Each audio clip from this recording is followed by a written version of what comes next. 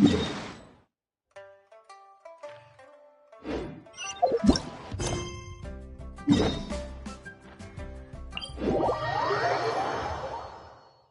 and shine! Come on, it's time to go find Kale!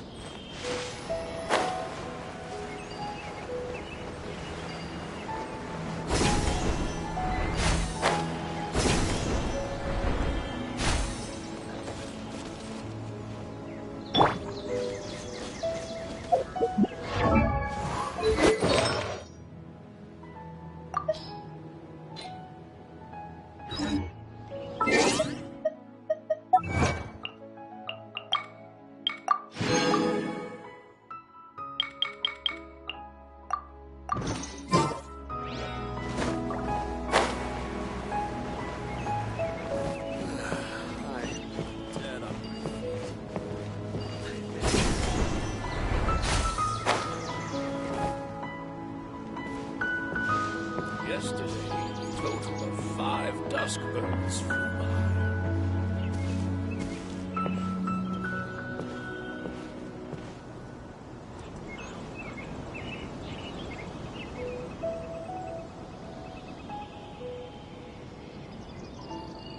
Our recent catch was great.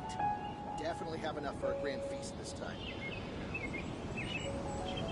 Yesterday, a total of 5 dusk birds flew by. Entering standby mode.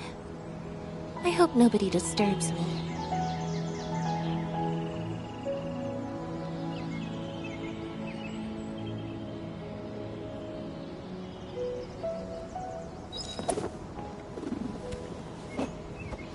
Our recent catch was great. Definitely have enough for a grand feast this time.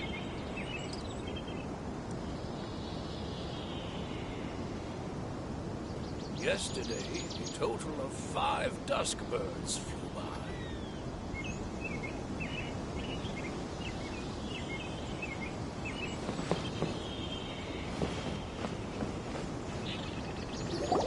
All right, next let's see your right hand. Not bad. But please remember that you still need to be careful, understand? Yes, I will. By the way, Master, I still haven't received the patrol route for today. Look, Kale, today's patrol will be a long one, so you won't be coming along this time. Besides, there's a chance we may encounter... Well, you understand. But I have a vision too! Am I useless to everyone now? Don't talk like that, Kale. This is not something you need to be worrying about right now. Ah, there you are. Feeling any better? Yeah! Since we'll be staying here for now, we thought we might as well try lending a hand around here. Seems you're not the type to sit back and take it easy for a while, huh? In that case, perhaps Kale could take you two for a patrol south of Gandharvaville for the day. And if you're feeling up to it, you can be responsible for cleaning the Statue of the Seven. Tighnari, we're ready to head out. Got it! I'll be right there! All right, we'll be heading into the forest now. I'll leave any further details to Kale. Yes, you can count on me.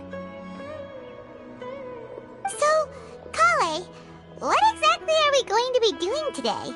Tighnari mentioned cleaning the statue just now, but, that doesn't really sound like the job for a ranger. Well, a forest ranger's responsibilities can be pretty diverse. They handle a variety of tasks, like checking the condition of outlying roads, maintaining forest facilities, ensuring fire prevention standards are met, and providing assistance to travelers and locals. As for Master, well, he has to handle more dangerous areas of the rainforest. Today we can perform routine checks on the pathway lamps as we make our way to the Statue of the Seven. Paimon, traveler, this way! You can leave the task of checking the lamps to me. In the meantime, you two can keep an eye out for anything unusual.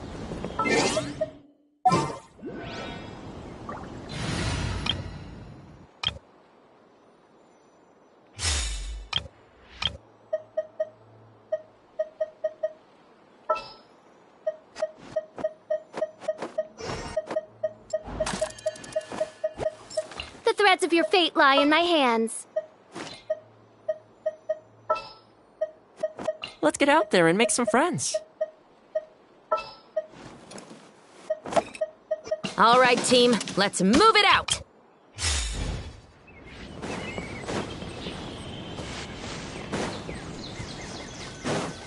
Nothing wrong with these two lamps. Let's move to the next ones. Oh, this lamp seems to be getting a little wobbly. No problems with this lamp. Good. The statue of the Seven is up on top of that large rock formation. You must have seen it when you came down this road before. It's pretty high up there, isn't it? Don't worry. If you're afraid you can't make it up there, I'm sure Master wouldn't mind if you don't clean the statue. Oh? I guess I'll leave it up to you then. There's not much footing once you reach the statue, so be careful up there. Paimon will fly up with you and help you with those hard-to-reach areas. By the way, Kale, do you know anything about the Dendro Archon? You know, what's she like? That depends. Are you referring to Greater Lord Rukkhadevata or Lesser Lord Kusanali? Huh? Greater Lord Rukkhadevata? Oh, is that the name of the former Dendro Archon? Uh-huh. Greater Lord Rukkhadevata was Sumeru's first Dendro Archon. She created the rainforest as well as the wall of Samiel around the desert. Her works provided a means of peaceful living for everyone.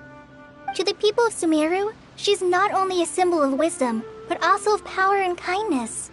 Unfortunately, she disappeared in a great calamity that occurred a few hundred years ago.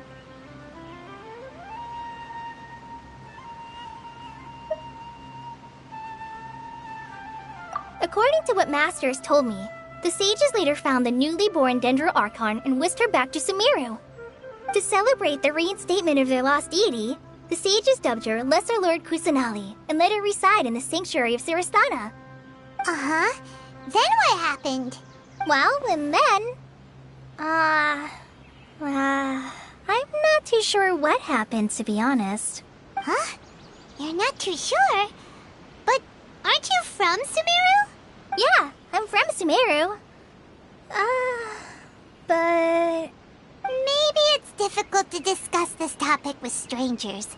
If that's the case, then don't worry, we understand. No, it's not that. I'm not trying to hide something from you. Besides, I don't consider you two strangers. Because you two know Amber, right? Wait, Amber? You mean...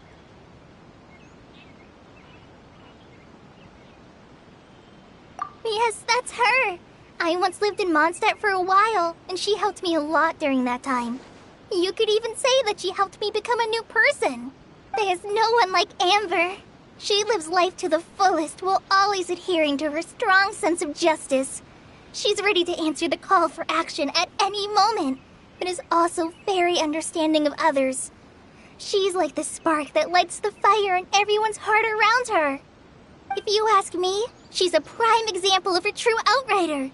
She's the first person anyone coming to Mondstadt will meet. You can't help but be enthralled by her charm and enthusiasm, causing you to fall in love with the lands of Mondstadt and...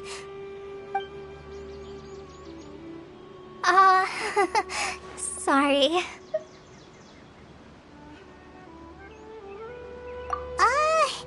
Paimon thought the work of Outriders was a little different from what you just described, but one thing's for sure, you really like Amber. Sorry. I was rambling on just now. It must have sounded kind of weird. It's alright, Kale. Knowing that you're a friend of Amber somehow makes Paimon suddenly feel a lot closer to you. So, how do you know that we've met Amber? Well, after I returned to Sumeru, Amber and I have stayed in touch by writing each other letters. In one letter, she mentioned that Mondstadt was attacked by a fearsome dragon, but the city was saved by a mysterious blonde traveler and their floating companion. I knew you two were the ones she mentioned in the letter the moment I saw you. But, considering everything you've been through that day, I thought it'd be inappropriate to bring it up. So that's how you knew. Yep, so please know that you two have my complete trust, really.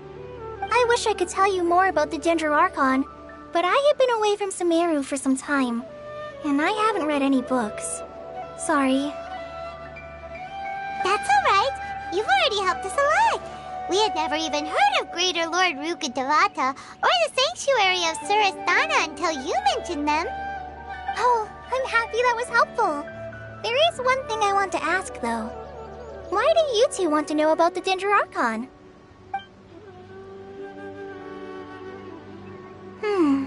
So that's why you're here.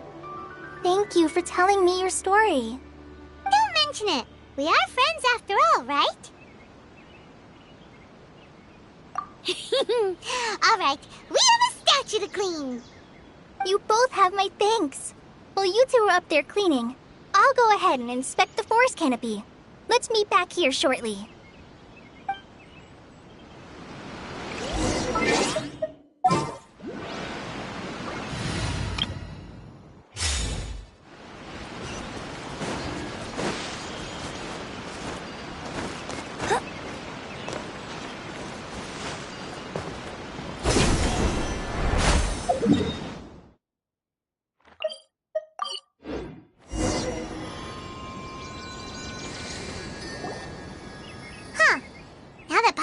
At it, the deity that's carved on the statue is kinda small. Do you think she's supposed to be Greater Lord Rukkhadevata or Lesser Lord Kusanali?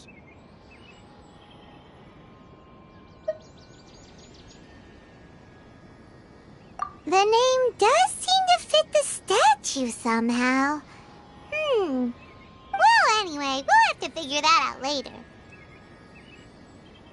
Let's get started on cleaning the statue. Paimon will fly up and take care of the top, and you clean everything below.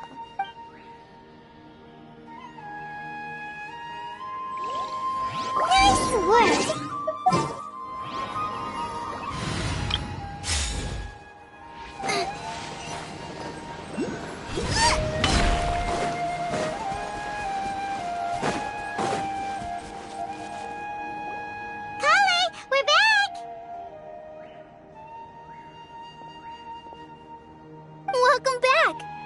Be tired after all that climbing. Let's take a little break. I brought some fruit and water for us. Yay, food! What kind of goodies did you bring?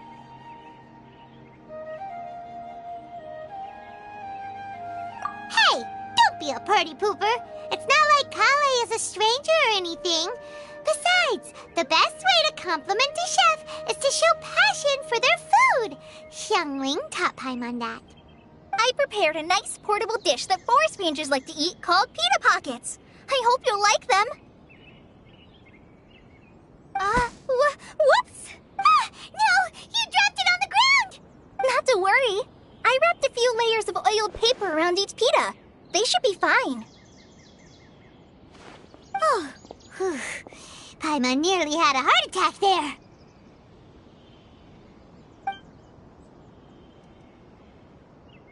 Those pitas are amazing! You're quite the cook, Kale. Thank goodness you wrapped them in paper. Paimon wouldn't have been able to sleep at night knowing something so tasty had been wasted. You really know how to compliment the chef, Paimon. Since you liked it so much, I'll be sure to give you a copy of the recipe sometime. I'll even include all my personal cooking pointers, so you'll be making your own pita pockets in no time. Yay! Thanks, Kale! It's hard to believe someone as diligent as you could have clumsy moments, too. Oh, I guess it happens from time to time. So, Kale, don't you think that Tighnari's a little too strict with you? He won't let you touch anything without his permission. Paimon knocks stuff over all the time flying around the Traveler, but he's never said anything. Everyone has their clumsy moments. No, you've got the wrong idea about Master. Sure, he may seem a bit harsh at first, but with some time, you'll see that he's actually very kind-hearted. I've heard the veteran rangers say that Master is from some ancient and mysterious race that is known for their cunning wit and reclusive nature, but Master's actually very kind at heart. Oh, by the way, you've heard of the Academia, right? Well, there's a group called,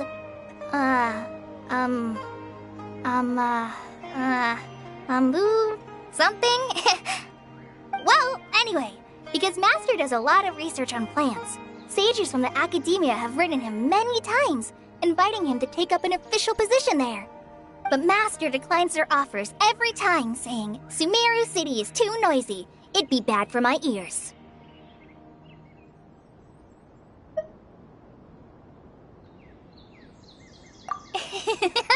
I know, right? They've always wanted to pet them, too. Anyway, Master could have easily left the rainforest to take up a position at the academia, but he chose to stay here instead as a forest watcher, helping the locals every day and passing on his knowledge to trainees. In fact, Master's the one who taught me how to make pita pockets. Really? Paimon would have never guessed that. Oh, speaking of Tainari, he was the one who took care of you after finding you passed out yesterday. He even carried you all the way here.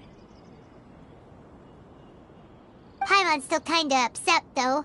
He kept scolding Paimon the entire way here. Oh no, I'm sorry. Master might have been overreacting a little.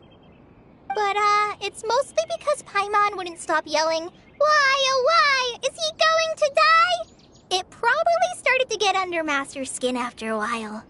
Hey! Don't laugh! Paimon was genuinely concerned about you.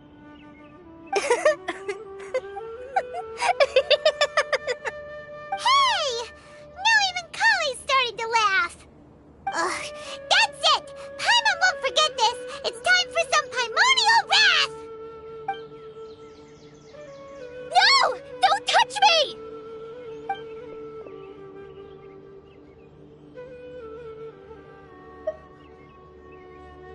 Oh, sorry, Kale. Paimon didn't mean to scare you. No, I just...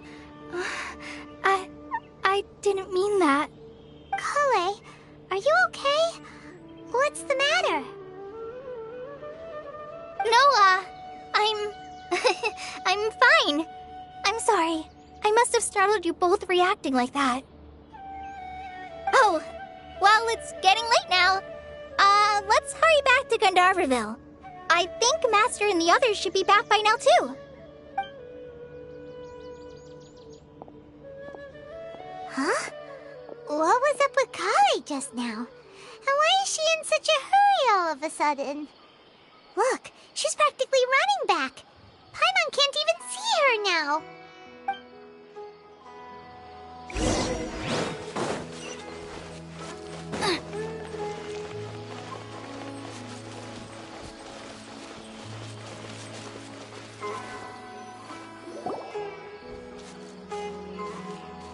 Ah, Traveler, you've returned. Yep, we're back. Have you seen Kale by any chance? Oh, Kale? Yes, I saw her go into her room just a moment ago. Oh, okay. Guess we'll just have to wait and talk to her tomorrow then.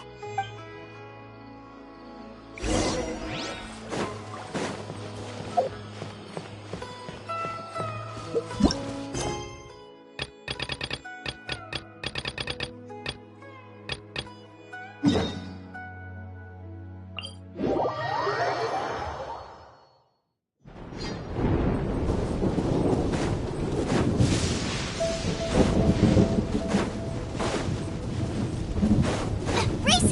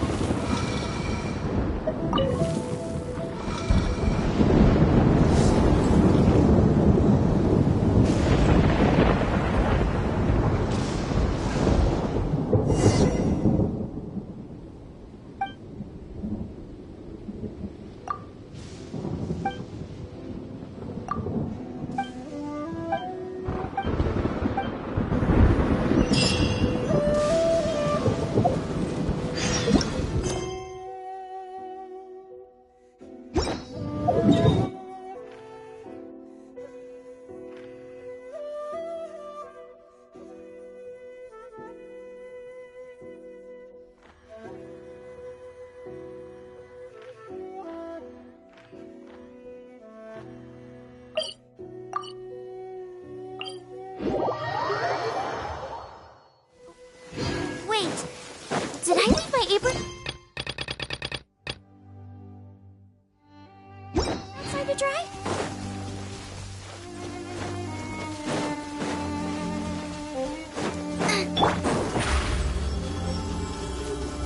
Surprise!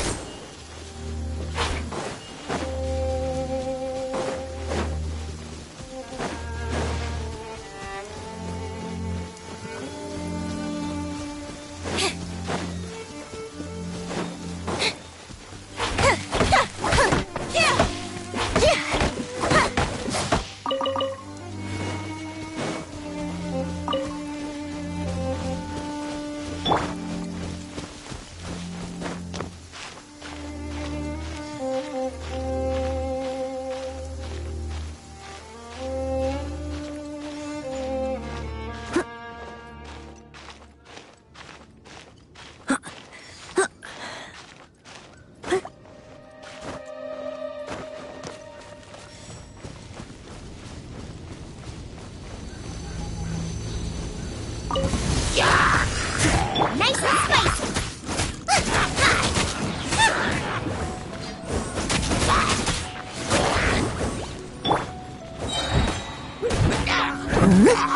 Over here!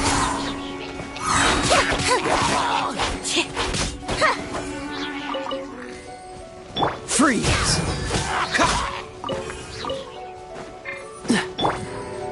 Surprise! Cool it!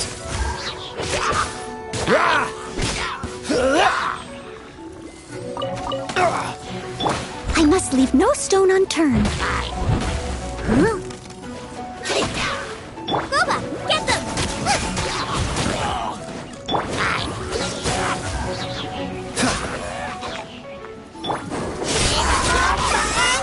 Dodge this!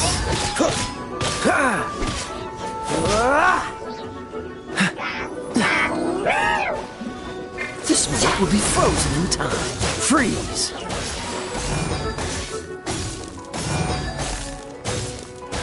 Cool it!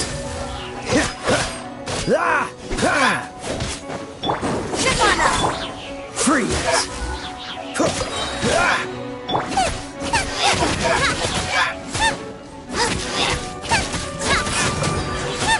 Nice and spicy!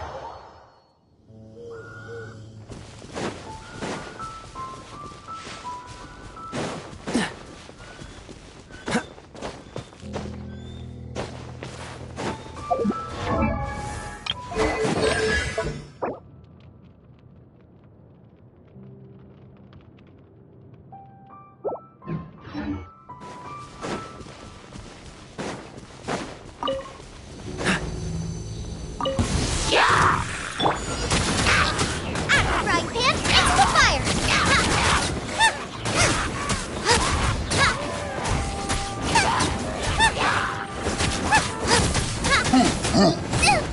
Really? Leave it all to me.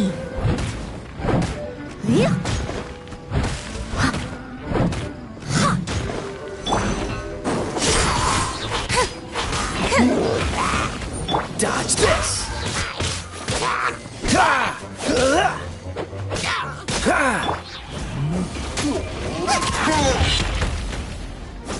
Boba, get them!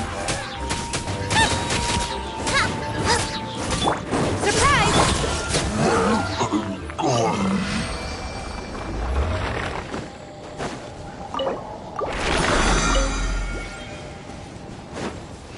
Dodge this!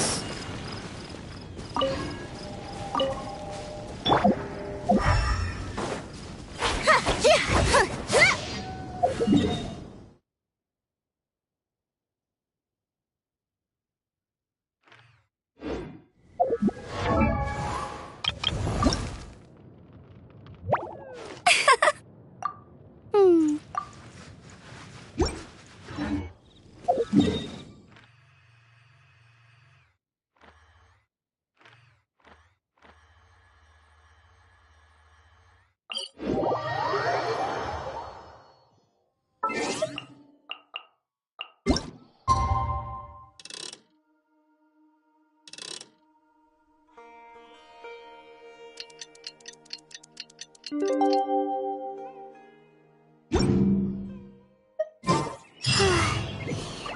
was thinking all night about what happened with Kale, and still can't figure out what the problem might be.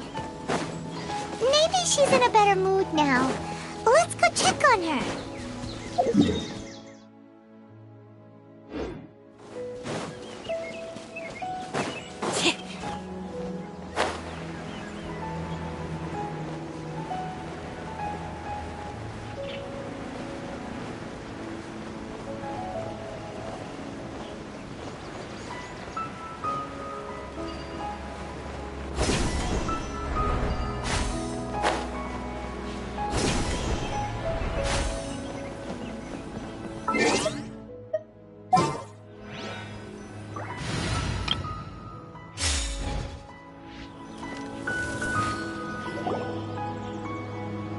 Ah, it's you two.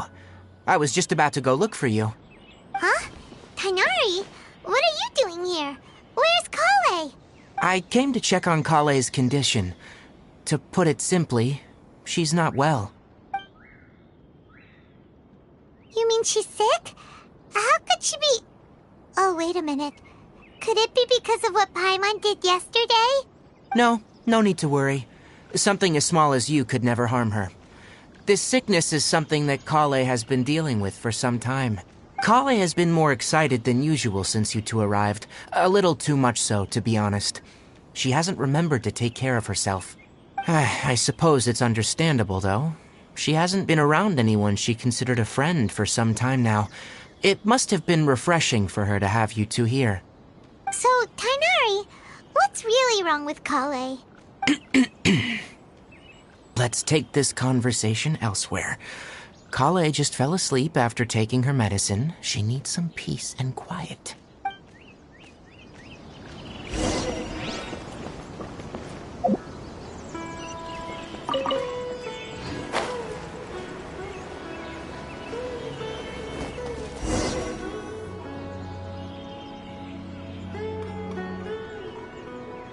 All right, let's continue our conversation here, shall we?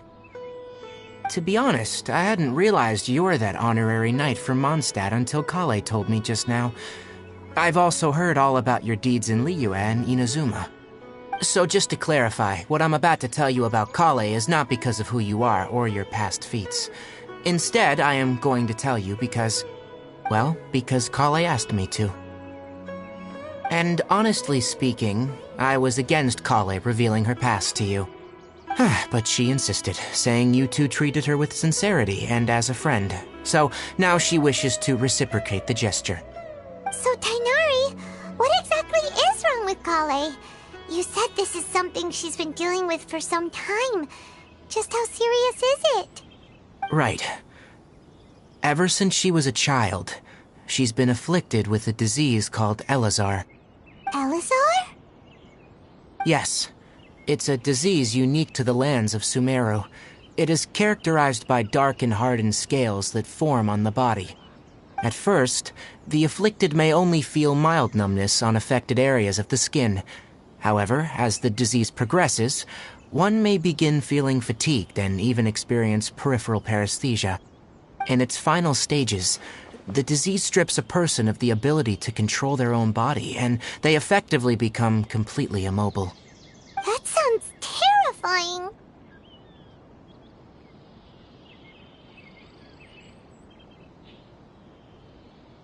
Wait, hold on.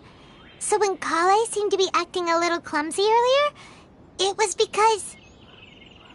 Correct. That would be the effects of Elazar, which is precisely why I do not want her carrying or holding anything, lest she ends up hurting herself.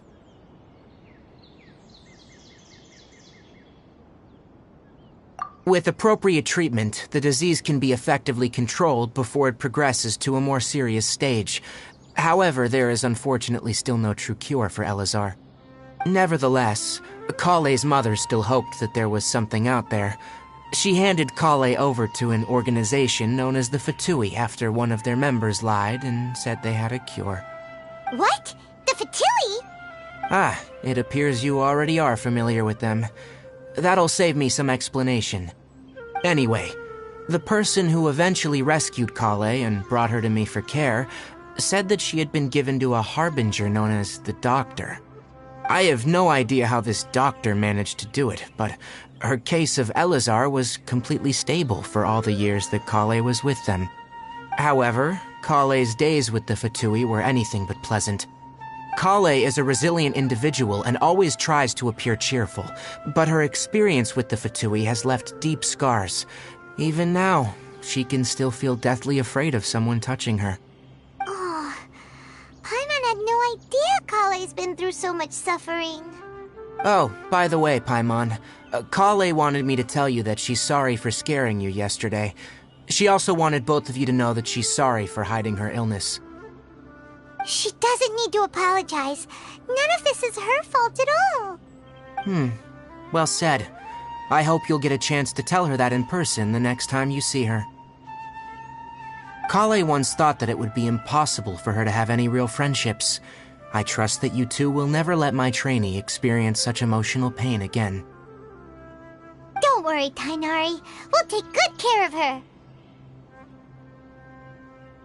Well, it's not too serious at this point. She overexerted herself the last couple of days, which is what led her to break down this time. As long as she has taken her medicine and gets plenty of rest, she should get better.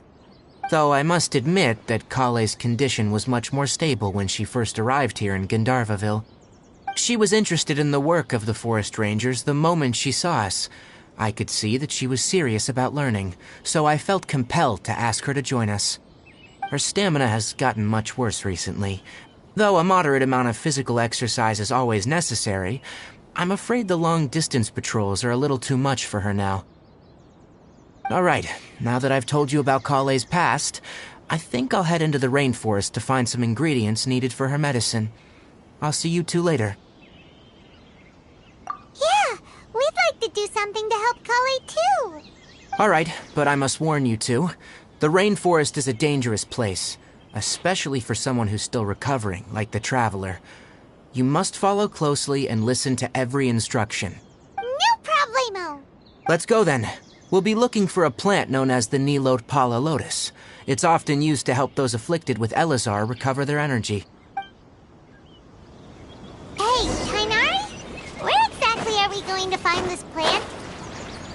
Nilot Pala Lotuses can be found all over the rainforest, but it often grows right here around Gandharvaville. Given the name, it sounds like we should be looking for it in the water. You are correct. The Nilot Pala Lotus grows in the water. When fully matured, they look like giant blue flowers floating on the water's surface. Quite an attractive species, if you ask me. The large petals are actually the plant's leaves and sepals, which surround a very small flower. You should note that many of the plants found in Sumeru have names that are contrary to their species. Take the Calpalata, for example. The plant is not a lotus at all, but rather a vine. And then there's the Sumeru rose, which is not a rose, and is completely contrary to its name. Oh, okay then. Note to Paimon. Never bring up the topic of flowers with Tainari.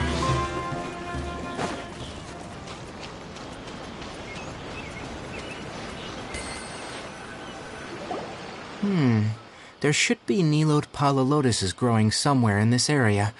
Let's split up and begin searching. If you could manage to gather 4 of them, that would be sufficient. We'll rendezvous here once you've gathered the needed amount.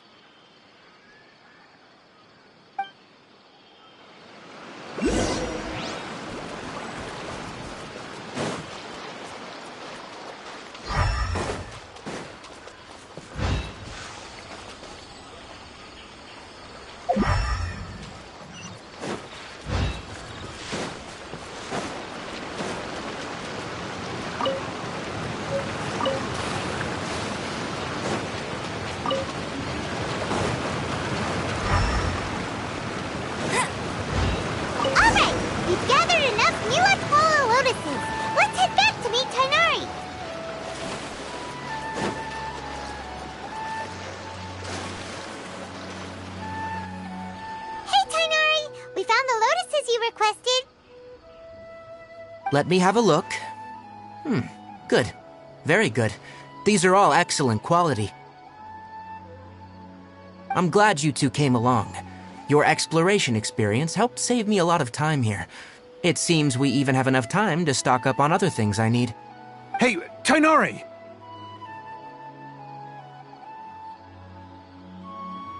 Oh, Tainari, someone's calling your name. They're dressed like a forest ranger. Ah, yes, that's Amir and the others. But didn't they just set off not too long ago? What are they doing back so early? Let's go find out what's going on.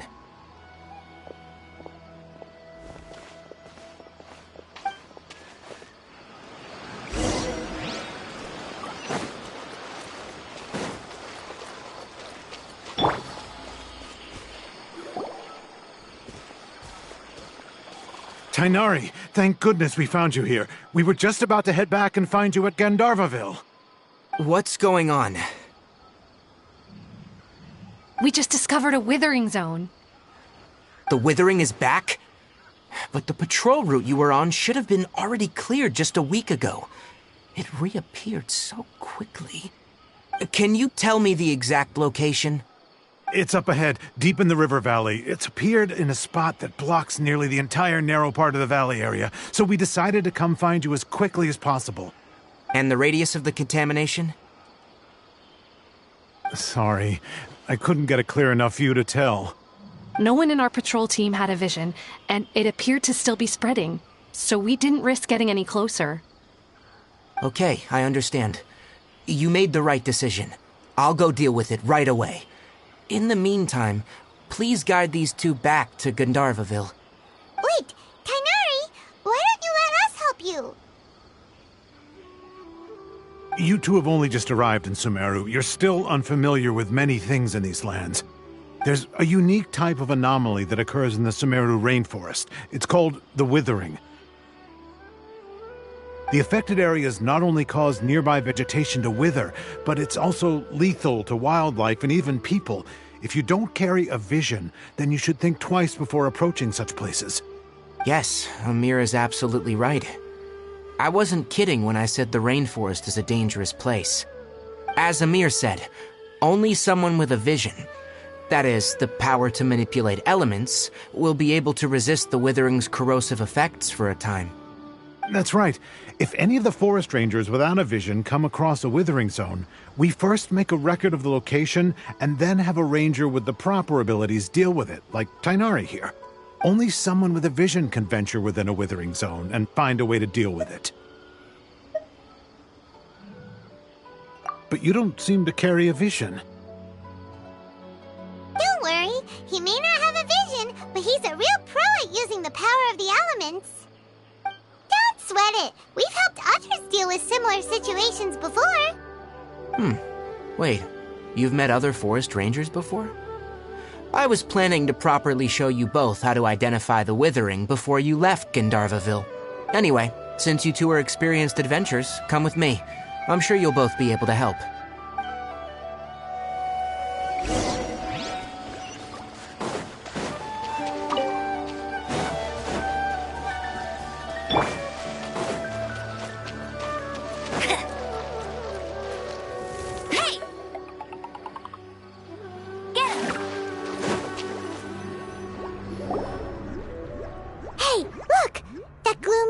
Over there looks like a withering zone.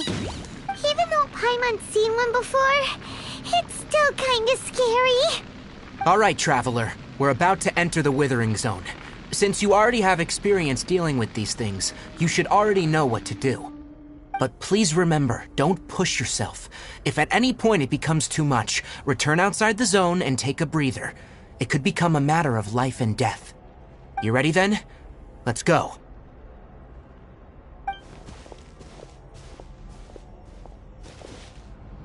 First,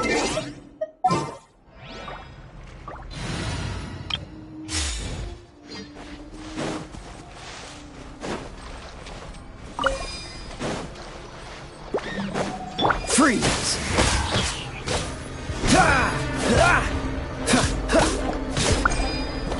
Dodge this!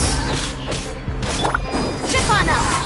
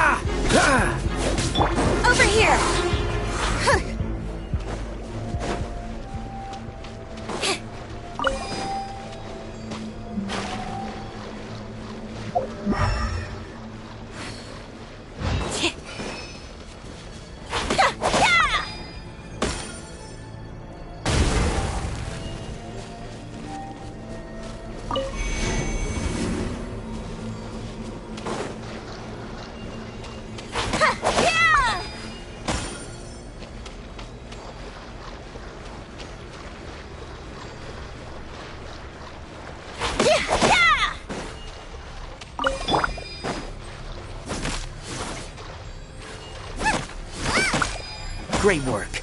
Now that all the branches have been cleared, we'll need to take care of the tumor.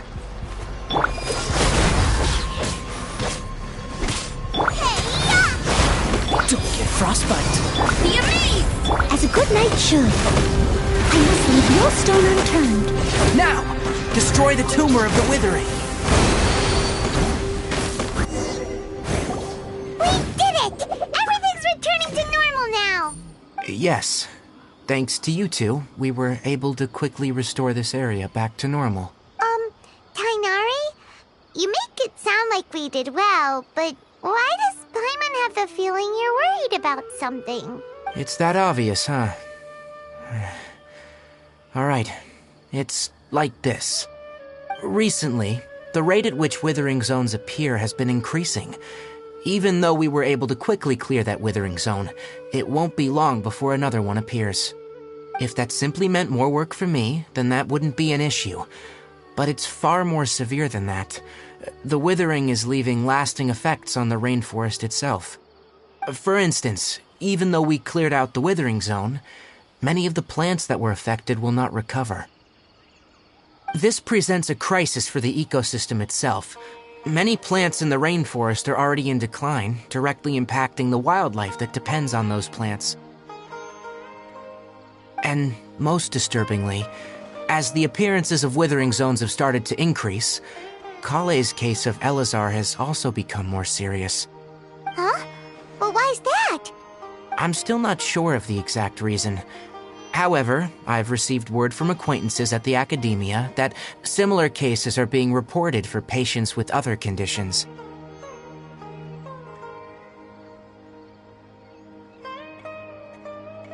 No, none that we know of. The withering has been recorded in Sumeru for millennia. It's said that it originates from the depths of the world. Oh, by the way, have you heard of Irminsul before? Irminsul is a tree located deep beneath the surface.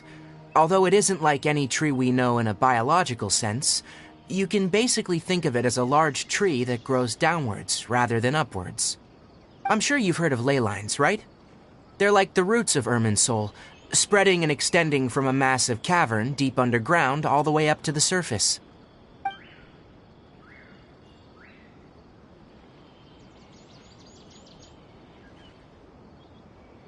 Ley lines continually absorb the memories of this world, which are then funneled into Irminsul, allowing it to collect knowledge and wisdom from ancient times to present day. The Dendro Archon is known as the God of Wisdom because her consciousness is directly connected to it. It is also said that the Dendro Archon's power is a manifestation of Irminsul. And as for the Withering, its emergence is related to a disease that's affecting it.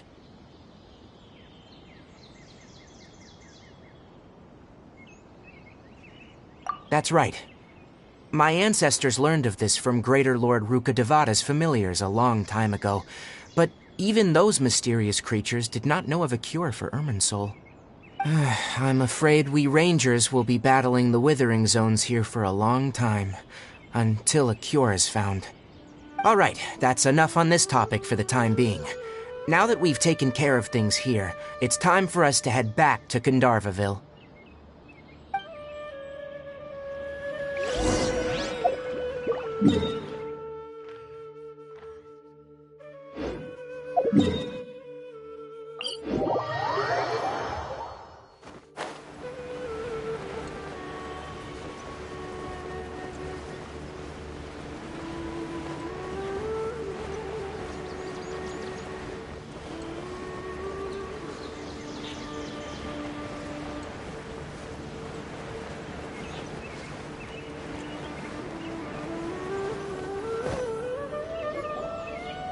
Tainari, you all made it back.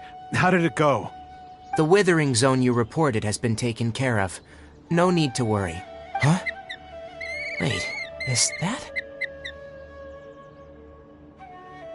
Oh no, Hypatia!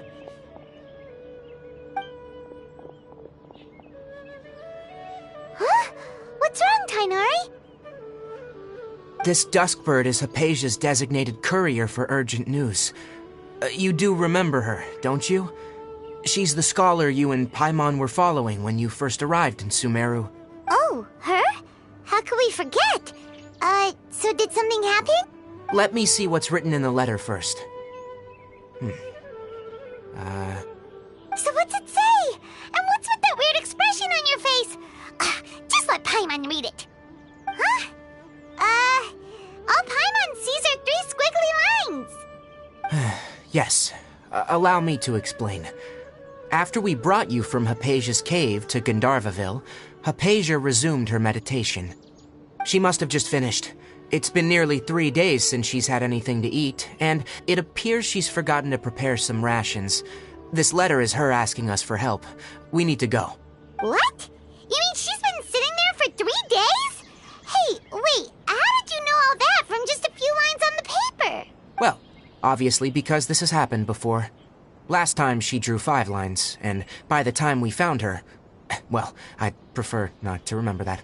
Needless to say, Hypatia's been through worse, but we should still get to her as quickly as possible. I've got some emergency rations set aside for times like these. Paimon, Traveler, could you two bring these to her? Wait, you want us to bring her the rations?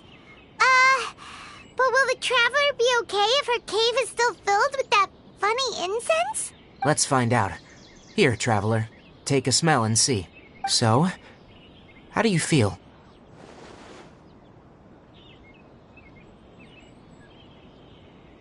Huh? Really? You're not feeling even a little drowsy? But wait, how'd you know that he'd be okay this time, Tainari? Back when we were clearing the withering zone, I observed that he could adeptly manipulate the dendro element. I knew then that he would be fine.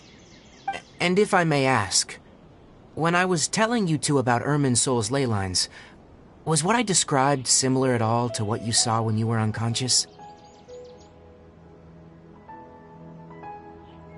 That's correct. Those weren't hallucinations at all, though I don't intend to apologize for deceiving you, because what you saw is of significant importance, not just for the nation of Sumeru, but the entire world of Teyvat. My forefathers were shown much favor by Greater Lord Rukkhadevata. We took an oath to protect this nation together with her. Now that that duty has fallen to me, it was a part of my responsibilities to ascertain whether you could be entrusted with the fate of Sumeru. Now, after seeing you in action with my own eyes, you have earned my confidence, and I no longer feel the need to hide any secrets from you. When you passed out, your consciousness had connected directly with Irminsul. What you witnessed were actually real memories contained within Irminsul itself. I could try to tell you more, but it would be better if you went to ask Hypatia instead. Her focus on meditation and use of Spirit Borneal are aimed at establishing a connection with Irminsul, just as you did. That sounds nice and all, but will she really help us? Seriously, she completely ignored us the last time we tried talking to her. That was because when you ran into her, she was in a special phase of her training. During that time, she must avoid communicating with others. Please, wait here for a moment.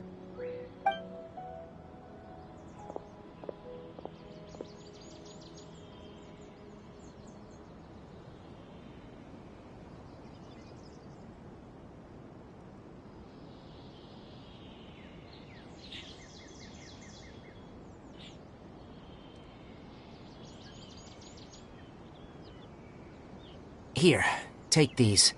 It's a meal I packed for Hypatia, as well as some other ingredients. I'm sure it'll come in handy. Also, here's a letter that I would like you to give to her. Just show it to her, and she'll answer any questions you may have. No, I should be the one thanking you. You've both been a great help these last few days.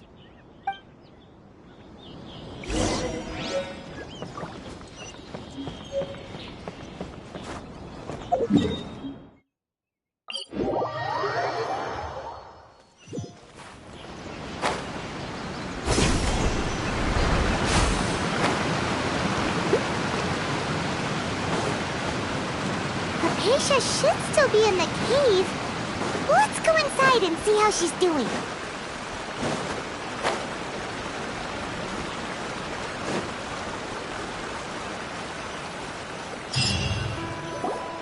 Hello? Hypatia? Hey, there's nobody here.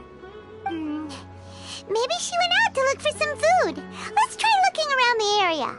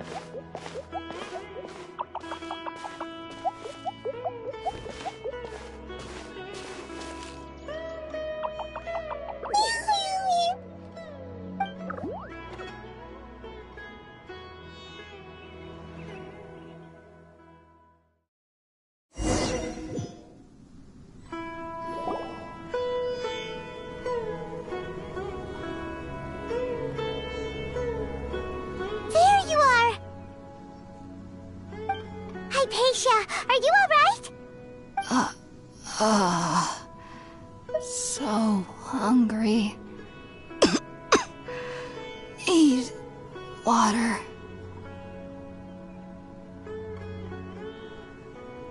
There's no way we can get her to eat in her current condition. Let's try finding some water first. Huh? Wait, why does it look super foggy outside all of a sudden? Anyway, let's go look around.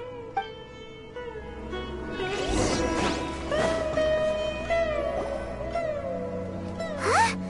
How'd things out here end up looking like this? What happened? And where are we? Really? Oh, maybe you're right. Let's go investigate the area.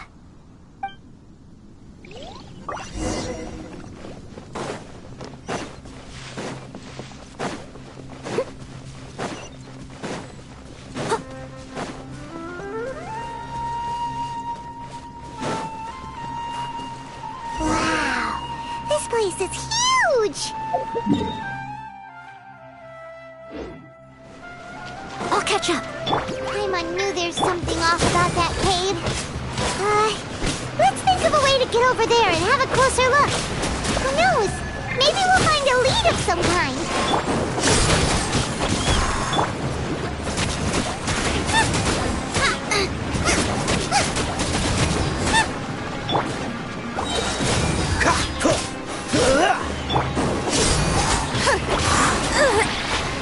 Cool it! What's the hurry?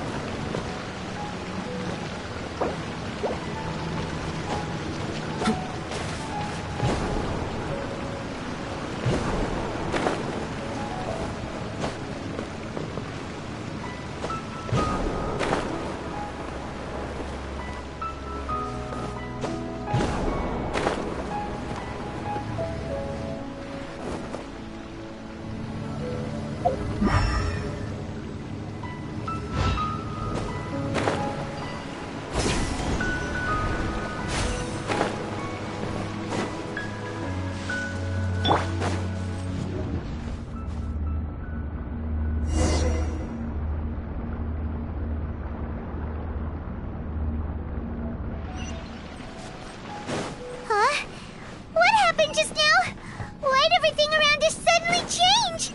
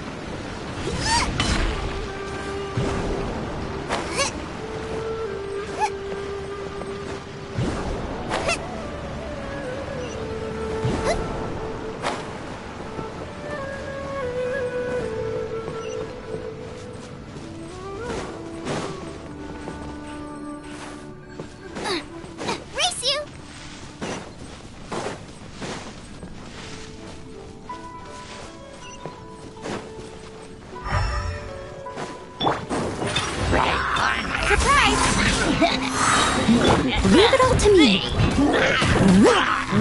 Someone... Out of the frying pan, into the fire! You're toast! This moment will be frozen. Let the magic begin! As a dutiful maid would.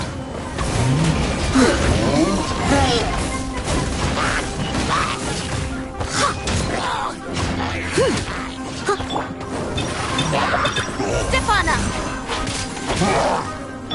Freeze!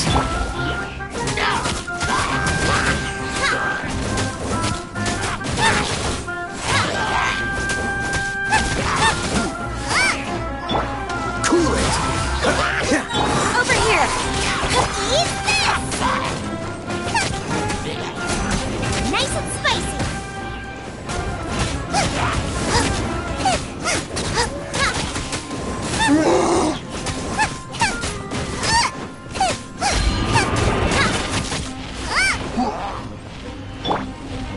Does this!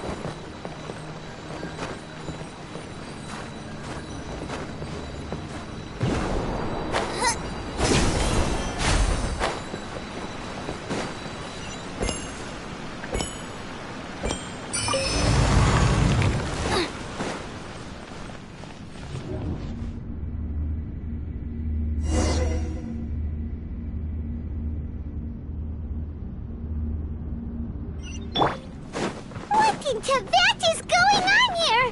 This place is getting weirder by the minute! Hey! What's the matter? You don't look so good!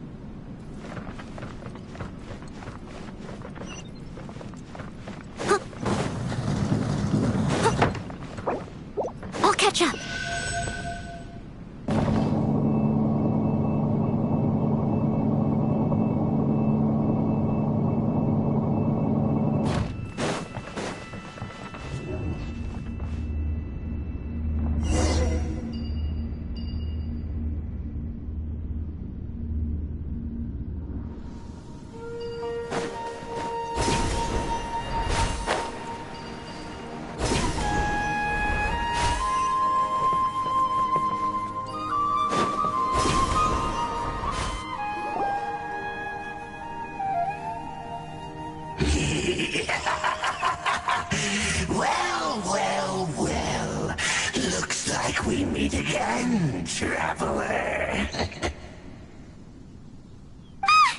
Abyss Herald! What are you planning to do in this strange place? Strange place. Plotting. You needn't worry about such things. They don't concern you. Bow before the abyss! Boba, get them!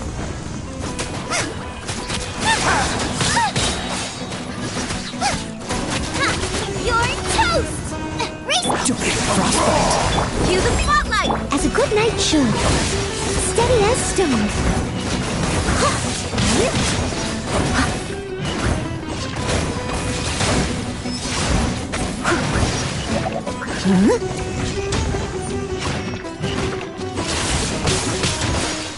Freeze! Out of the frying pan, into the fire! Trip on them! Cool it! Help! Is Oh, futile! so. There's this!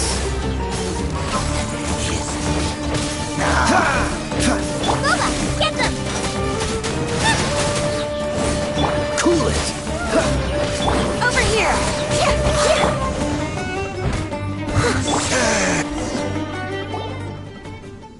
Huh?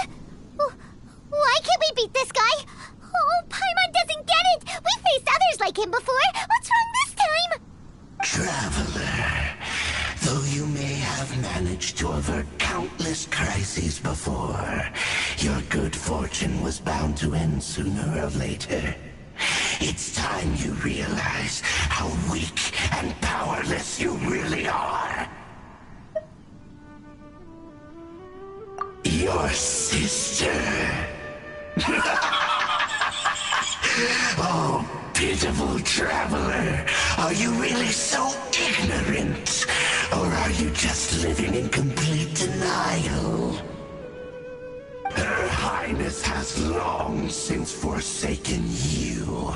Your meager existence in her eyes is that of an annoying bug, only to be stepped upon. The bonds of love and family which drive you to find your sibling are utterly gone. Your journey is meaningless. But don't you fret now. Today will be your last. Now die!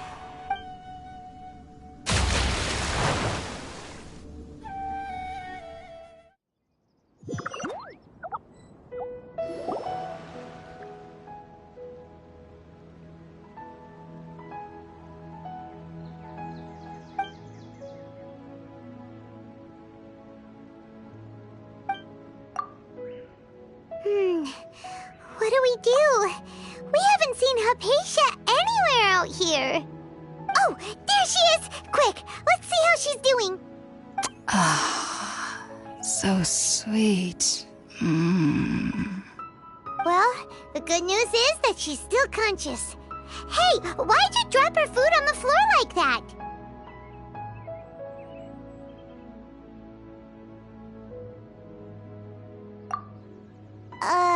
Are you okay? That's really not like you. Anyways, we can talk about this later. We better make sure she's alright first.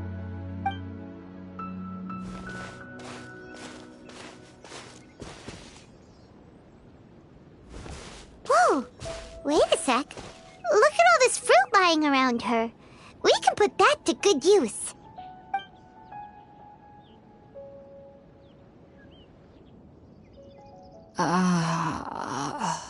Who is there? Tainari, is that you? Huh?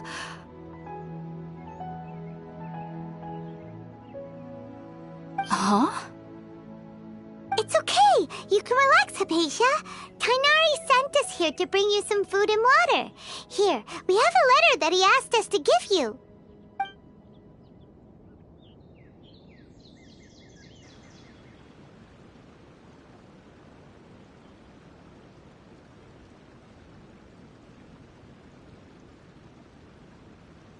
I see. So, you're friends of Tainari. I apologize for all the trouble I've caused you. I'm grateful that you came so quickly to save me. You even brought all this fruit. Well, actually, we didn't bring the fruit. It was already here when we arrived.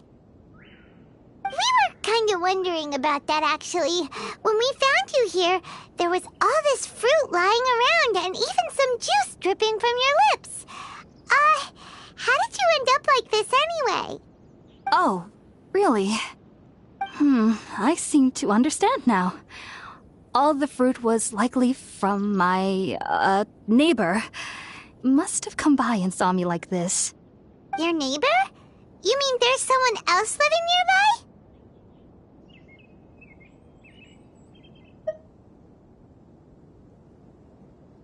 Oh? So you're able to see them too?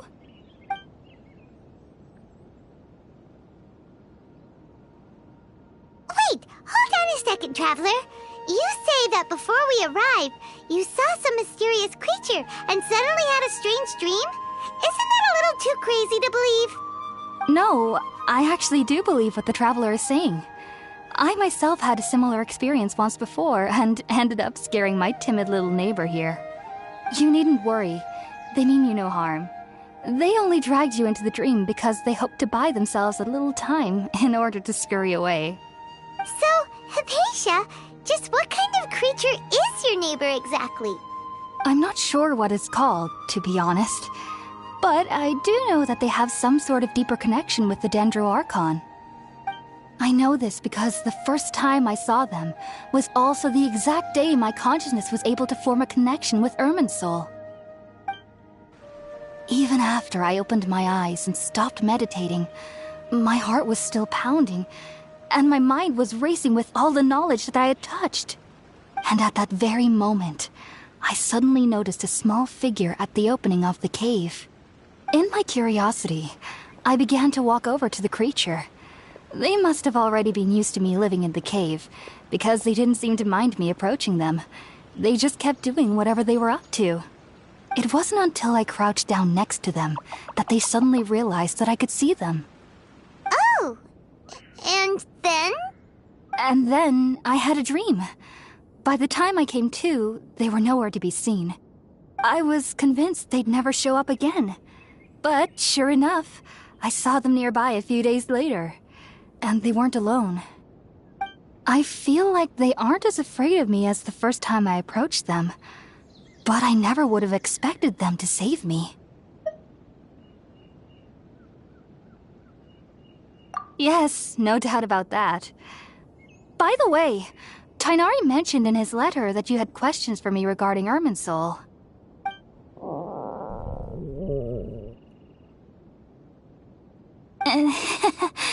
Sorry about that. Sounds like just drinking juice still isn't quite enough for my stomach. Well, if somebody hadn't dropped the food earlier... Anyway, looks like we'll need to prepare something ourselves. Besides, Paimon's getting hungry too. Let's eat first and talk about Irminsul later. Alright, we're up, Traveler. Today's menu will feature sweet madame and a radish veggie soup. You'll love them, Hypatia. They're our specialties after all. Sounds good. I've never tried any dishes from other nations before. I certainly look forward to it. It's been so long since I've had a decent meal, too. To be honest, the last time had to be when Tighnari came to visit.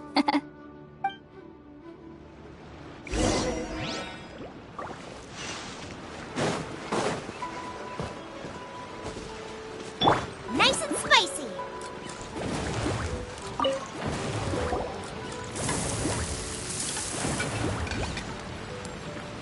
All done. Let's use the empty box that Tighnari gave us since we already watched it. Oh, it smells amazing. And the box is a nice touch, too. Let's go serve this up and start eating with Hypatia.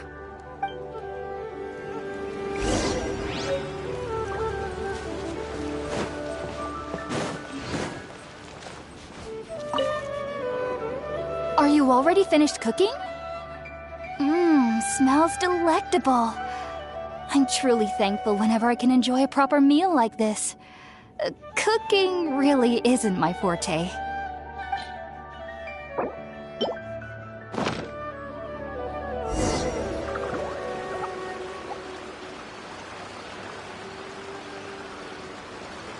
Even though everything you mentioned was in Tighnari's letter, it's still hard to believe you were able to connect with Irminsul immediately after smelling Spiritborn eel for the first time. It took me nearly 3 years before I could do so. And everyone at the Academia even lauded me as a genius. You should know that some researchers spent their entire lives without ever successfully connecting with Irminsul as you have. So why does this incense allow people to connect to Irminsul? The ingredients used to make Spiritborn eel primarily consist of plants created by Greater Lord Rukkhadevata. These special ingredients are conducive to heightening our senses to the Dendro Archon's power. Since the root of the Dendro Archon's power lies within Irminsul, we can occasionally tap into her powers to peer into the depths of the earth. Naturally, anyone who can establish a connection with Irminsul in their first ever attempt must be a person of great understanding. Makes sense. But Paimon's got a question. Why was he sensitive to the smell of those plants for such a long time? That was primarily due to his body's unique constitution. Stimulated by the incense, he could perceive the Dendro Archon's power and experienced a sensory overload, hence the adverse reactions. Taking in any scent similar to the ingredients of Spiritborn eel would cause adverse effects. Not to worry, though. It appears you've already fully recovered. Technically, your body should still be sensitive to the powers of the Dendro Archon, but unless you're using intentional meditation techniques, the scent of Spiritborn eel should no longer trigger such reactions. Whew. Well, that's a relief. I must admit, I am quite envious of your abilities. Even if it meant suffering from pounding headaches for the rest of my life, I'd consider it worthwhile so long as I could connect with Irminsul at will. Whoa, you're really serious about this whole thing, aren't you? I am a researcher after all. As a member of the Ritaoist Darshan at the Academia, my main area of research is the stars and their connection to the fate of living beings. But there is still so much we don't know, especially regarding the mysteries that lie in the starry skies. Which is why I must turn to the all-knowing Irminsul for answers. If only my perception wasn't so limited.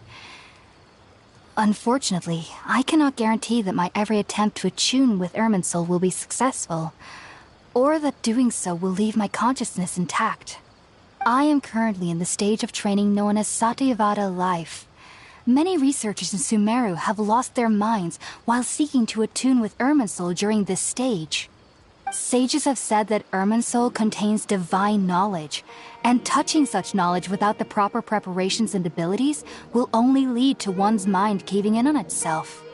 That's why we meditate alone. We need to ensure that our minds will be calm while minimizing the possibility of involving anyone else. Whoa, so knowledge from Irminsul could be super dangerous. Don't you ever feel afraid of the risk, Hypatia? Of course I do. Especially during nights that are pitch black with no moonlight, and dead silent without even the sound of insects. However, I've been feeling better as of late. I don't get as scared anymore knowing that I have a little neighbor living nearby. I believe that being able to see them is a sort of blessing from the Dendro Archon. But what's strangest of all is that they're clearly an envoy of the God of Wisdom herself. And they have the curious power to make people dream. What's so strange about that? It doesn't sound so out of place for a divine being, does it?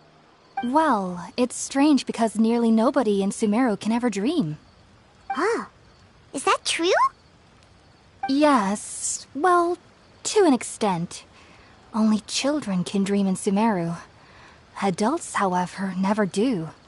The sages say that wisdom implies rationality, but that which occurs in dreams is often neither rational nor logical.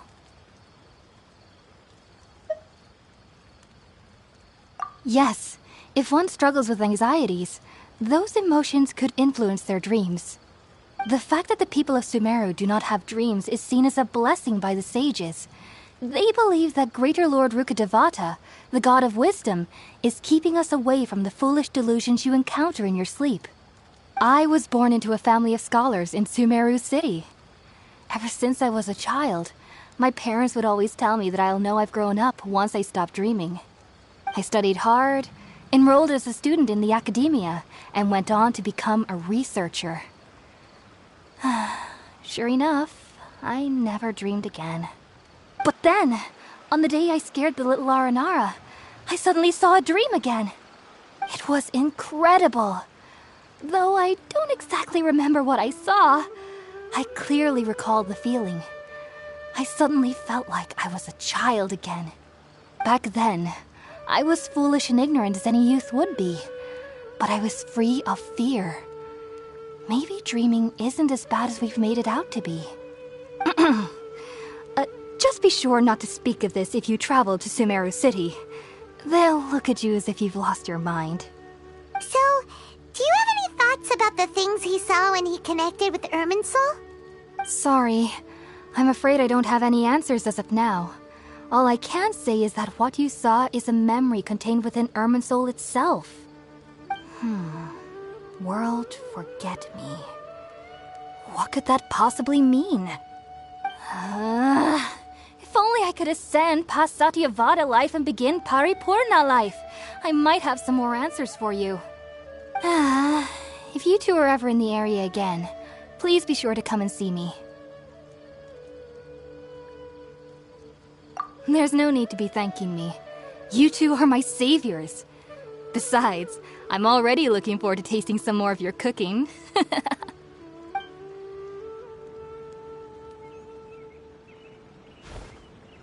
Now that we know Hypatia is alright and had the chance to ask her some questions, Paimon thinks it's about time to head back to Gandharvaville.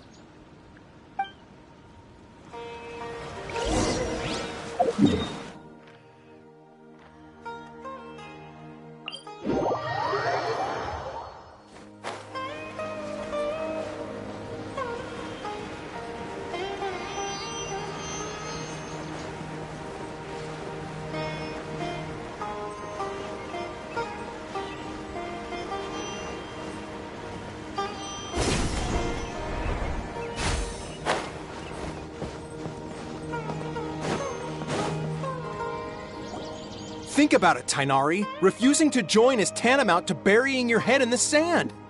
I understand that you're a forest watcher, and that it's your duty to combat the effects of withering zones. But isn't it evident that such work is not a lasting solution to the problem? As Sage Kage clearly stated, your presence and guidance in Sumeru City is pivotal in finding a cure for Irminsul. How could you possibly refuse? Keep your emotions in check, Ghulam.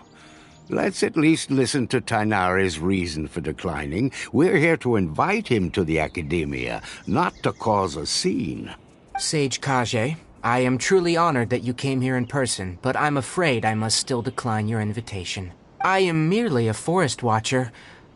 How could the great minds of the Haravatat have any need of someone like me?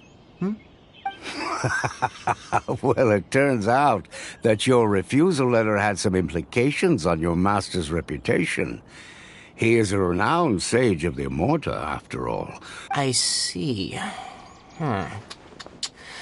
Well, I figured that given his temper, he would come here and berate me personally.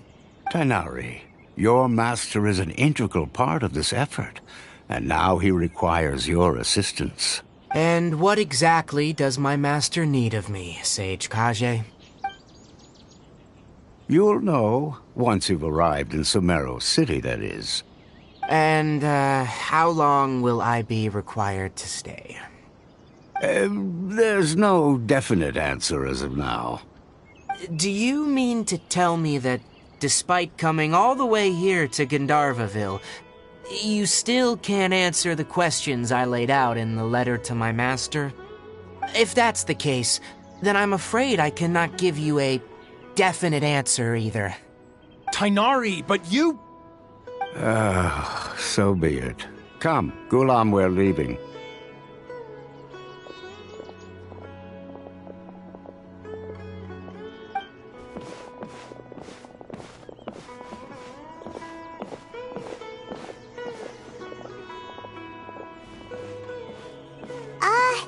Tainari, what was that all about? It's nothing. Some people from the academia wanted me to go to Sumeru City to assist them with a project, but I had to refuse on account of all my responsibilities here. But all that can wait. How did things go with Hypatia? It was quite the eventful trip, but the main thing is that she's safe and sound. She answered a bunch of questions for us, too. Very good. Now that the Traveler has made a full recovery, there shouldn't be any reason for you to tarry here longer. I assume you will be heading to Sumeru City, correct? That's right! We want to meet Lesser Lord Kusanali and ask her for advice. Do you have any idea on how we can find her? Sorry, I'm afraid I don't have any advice for you there. Well, do you at least know anyone we can try asking in Sumeru City? Let me think. My trips to Sumeru City have been fairly short, and most of my acquaintances are researchers. Oh, how about this? I'll write you a letter of introduction that you can give to a researcher I know. He's from the Amorta Darshan and is adept at gathering information. Asking him might prove worthwhile. Also, when you enter Sumeru City, you'll probably end up receiving something like this item here. I'm not sure if it will ever come in handy for you, but maybe you can give it a try. Oh? What is it? It's called an Akasha Terminal. It's a tool produced by the Academia that utilizes the legacy of Greater Lord Rukkhadevata. Some say that this item is the very basis of Sumeru's reputation as the City of Wisdom. Needless to say, this device and its usage fall under the Academia's expertise, so I'll leave it to them to show you how to use it. Great! Next up, Sumeru City! But wait, before that... That's right! Tainari, we have something important to say to Kale before we leave. Is she doing better now? Yes, she's doing much better. After being confined to her bed all this time, I thought a little walk would do her some good. Last I saw her, she was taking the path towards the North Crossing. She knew you two would be leaving soon, so she must have wanted to see you off. Thanks, Tainari. All right, let's go! Farewell, and good luck to you both.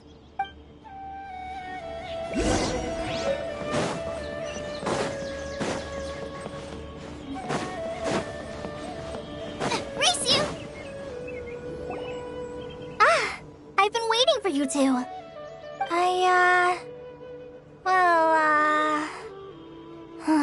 Never mind. I guess I should just wish you two a safe and successful journey.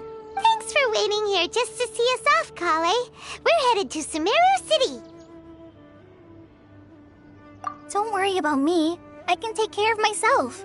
My condition won't be getting in the way of my duties. I want to be a forest ranger after all. It's up to me and the others to protect the rainforest here. And, I'm sorry. I should have told you both about my condition when we first met. I just wanted you two to treat me as a normal friend, not some girl that needs your sympathy. But I guess now I understand that the most important thing is for friends to be genuine with one another. There's no need to apologize, Kale. We should be thanking you for trusting us enough to be your friends and sharing your past with us. We're probably still gonna worry about your condition, but that's because we're friends and we care about you. Thank you. That means a lot. Before you leave, I have something for you. Oh? What is it? It's my recipe for pita pockets. I told you that I'd give you a copy, remember? My handwriting is a little, messy, so please don't laugh. Yay! Thanks, Kale. Now we can eat those scrumptious little pitas whenever and wherever we like. I hope that whenever you eat them, you'll both remember your time here in Gandharvaville. Well then, I, trainee Forest Ranger Kale, bid you both farewell. Please visit Gandharvaville again. The Rangers will always be ready to assist you here.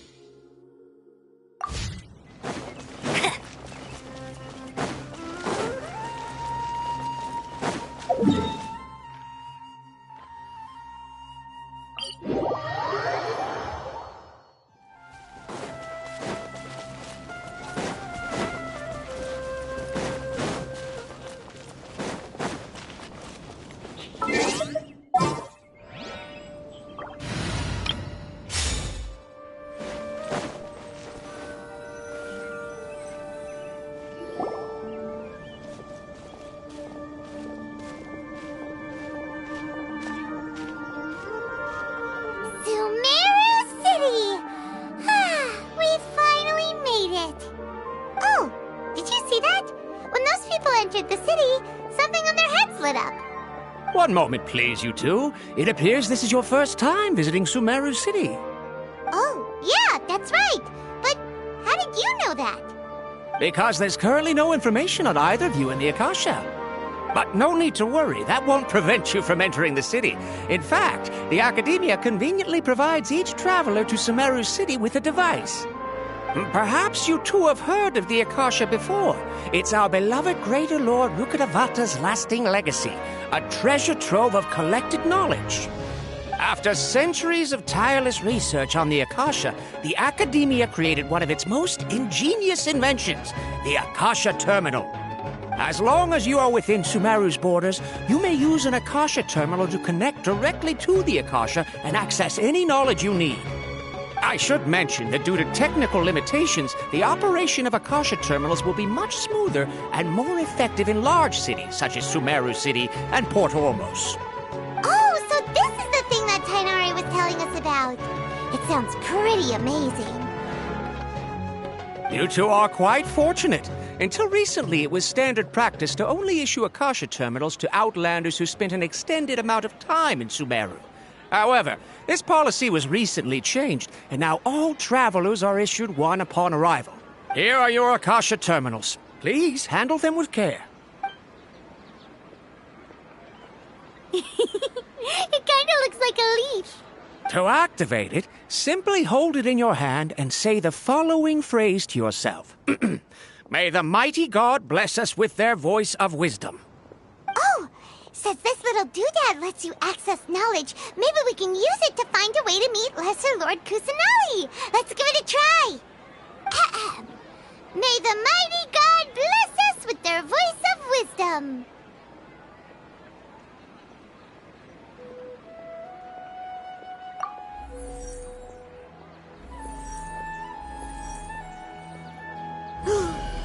Whoa!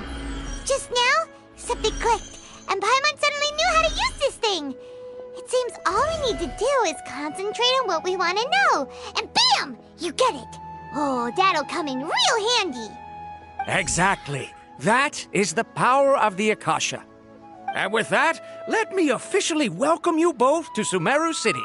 May the wisdom of the Dendro Archon always be your guide.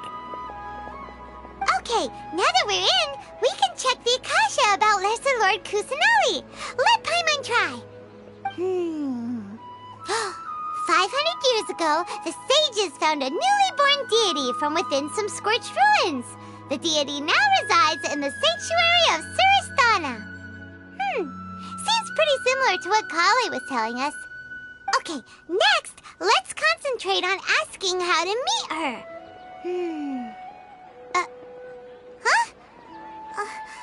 Paimon doesn't sense anything. The Akasha didn't respond to Paimon's question.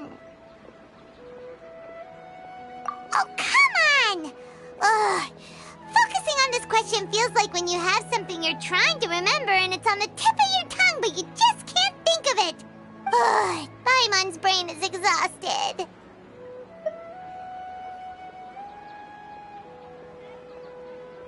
Oh, smart idea. But what are you going to ask it?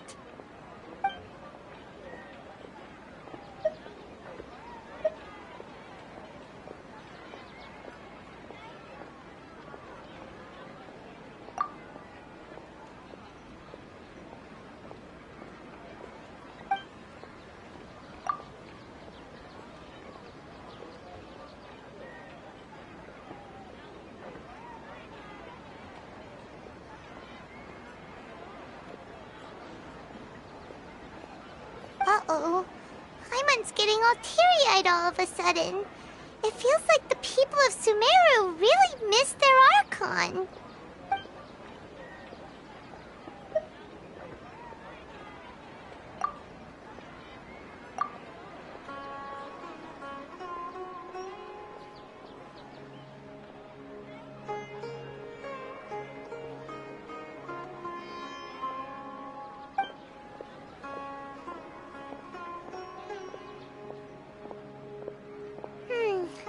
You too?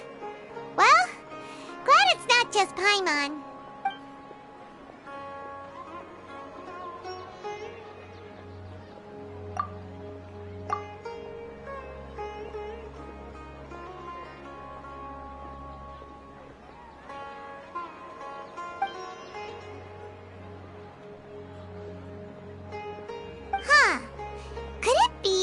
we're Outlanders and we've only just arrived in Sumeru?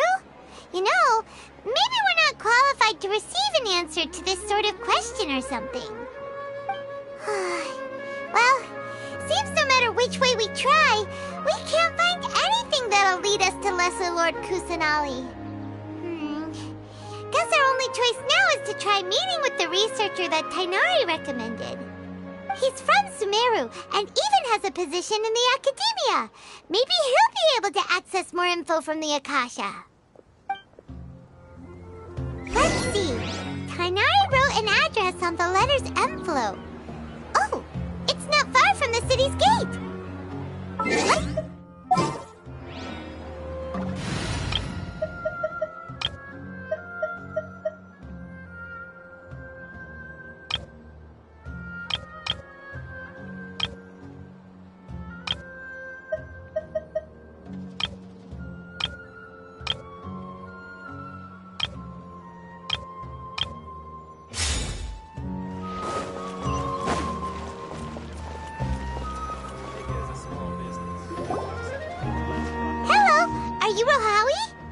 Yes, that's me. Can I help you? Great! You see, Tighnari sent us here and... What? Tighnari? Please, there's no need to say anything, really. Sure, I admit that the article I published last month wasn't my best work, and maybe the data didn't produce the most convincing results, but... Here! This is a letter from Tighnari! Oh, let me see... Ah! Ooh, what a relief. You two nearly scared the life out of me. Seems even Tighnari acknowledges my innate ability for procuring information. So, what is it you two would like to know? We want to meet with Lesser Lord Kusanali. Do you know a way we can do that? You mean you want to meet the Dendro Archon herself? This isn't exactly my area of expertise, but let me see what I can find in the Akasha.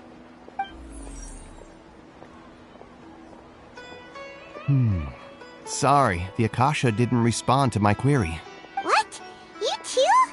But what about your abilities for getting information and all that? Paimon was sure you'd be able to access more info than we did. Well, as I said, this isn't my area of expertise. I am but a lowly researcher, so the Akasha doesn't see a need for me to know more about the Dendro Archon. All I know is that ever since Lesser Lord Kusanali returned to Sumeru, she's never left the Sanctuary of Surasthana or made a public appearance. Huh. Didn't expect her to be such a mysterious figure. The Dendro Archon is somewhat of a recluse. Perhaps she just doesn't want to entertain visitors, which would explain the lack of information in the Akasha. But then what can we do? No need to worry just yet. I'm only hypothesizing here. You could certainly try asking around and see if anyone else has ideas. And besides, you two should consider the bright side of things. Not being able to see Lesser Lord Kusanali may not be a bad thing. In this world, there will always be information you cannot obtain from the Akasha, and things you can never accomplish.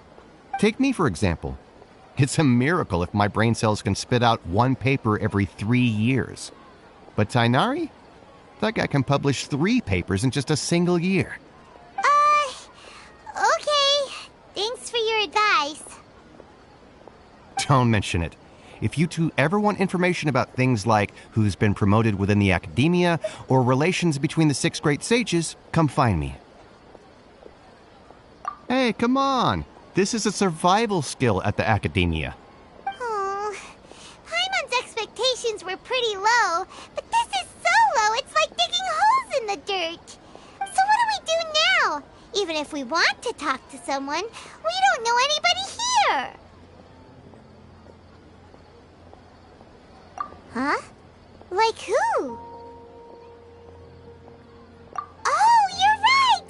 Catherine! The Adventurers Guild has its own intel network. Let's hurry and find her.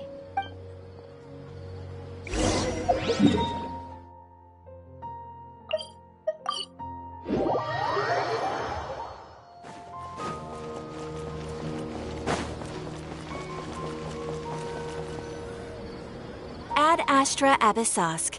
Hello, Traveler and Paimon. Catherine, we need your help with something. Understood. The Adventurers Guild is always ready to serve you. With what do you require assistance? We want to meet with Lesser Lord Kusanali. Do you know a way we can do that? You two wish to meet with Sumeru's Archon. Understood. Please wait.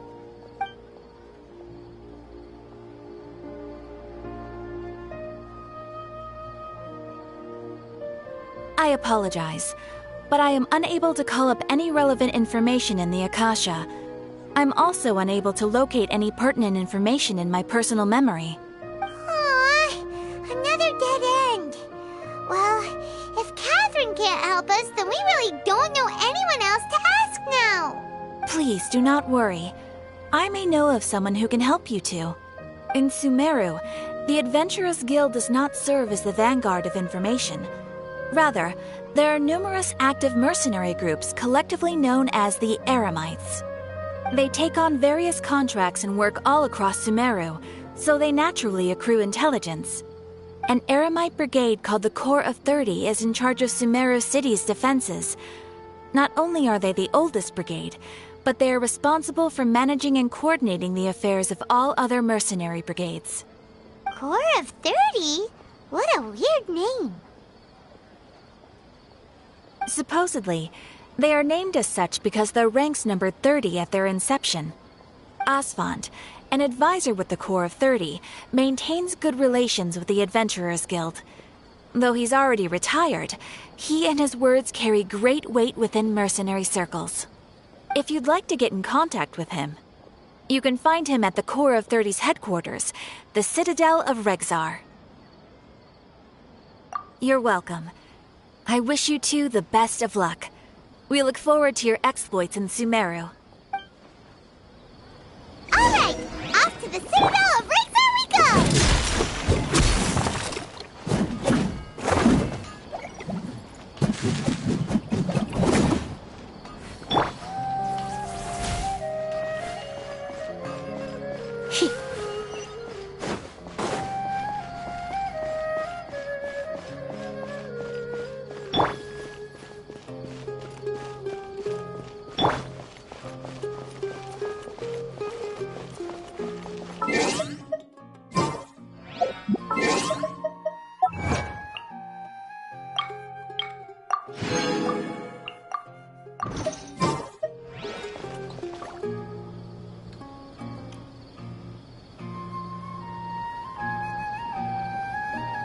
Welcome.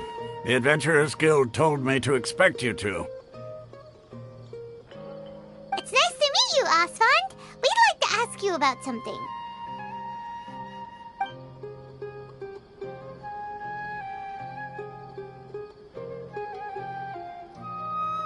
I see. So, Catherine's the one who sent you this way.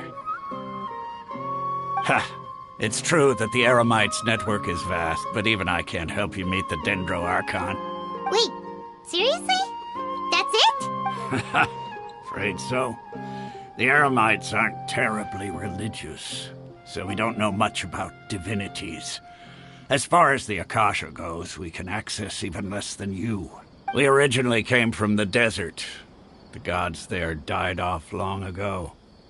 Since those days, we've used our own two hands to carve out a living. It isn't just us, though. If you ask me, I think most in Sumeru aren't interested in Lesser Lord Kusanali. Oh? Why's that? Just take the Academia, for example. They're the ones who truly rule Sumeru. Although they believe in gods, most of them only care for the late Greater Lord Rugudevada. In their eyes, she was the one who founded Sumeru and gifted us with the Akasha. Lesser Lord Kusanali just happened to inherit her legacy. Because of the Academia's influence, most citizens are more familiar with Greater Lord Rugudevada and hold her in greater esteem. Not to mention that Lesser Lord Kusanali never makes an appearance, and the Academia never announces anything about her. As far as the people of Sumeru are concerned, she's just a god that exists. And that's all. Really? Aw. After hearing all of that, Paimon's sort of Lesser Lord Kusanali. Ha! But who knows? We're all just guessing when it comes down to it. Besides, I'm sure the God of Wisdom doesn't worry about her reputation among people like us. All right. Well, thanks for the info, Osfond. No problem. Always happy to help out the Adventurers Guild.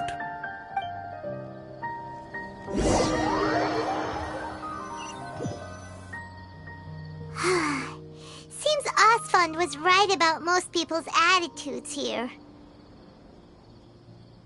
Not only are they not interested in the Dendro Archon, they even say stuff like, if the Akasha doesn't think I should know, then I don't need to know about it. We've been asking for information non-stop ever since we got to Sumeru.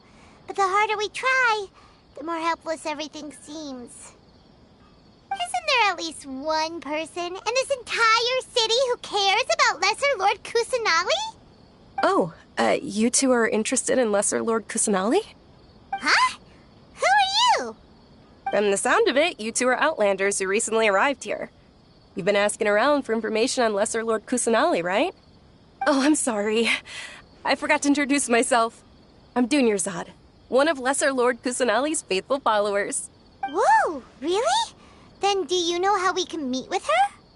I'm afraid I can't help you with that. But your conversation earlier did happen to remind me of a legend about the Dendro Archon. Sure. It goes like this.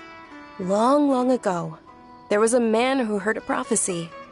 It predicted that a great calamity was about to befall him. Panicked by what he heard, the man sought out the Dendro Archon in hopes that she would bless him with the wisdom to help him escape his predicament. The man journeyed across deserts and through rainforests and experienced tribulations of every kind. However, he still couldn't find any trace of the Dendro Archon. In despair, he thought, alas, the Archon has abandoned me. He then had no choice but to sorrowfully resign to his fate. Okay, and then what happened? And then, the calamity came. But to his own surprise, the man felt somehow emboldened by the trials of his journey.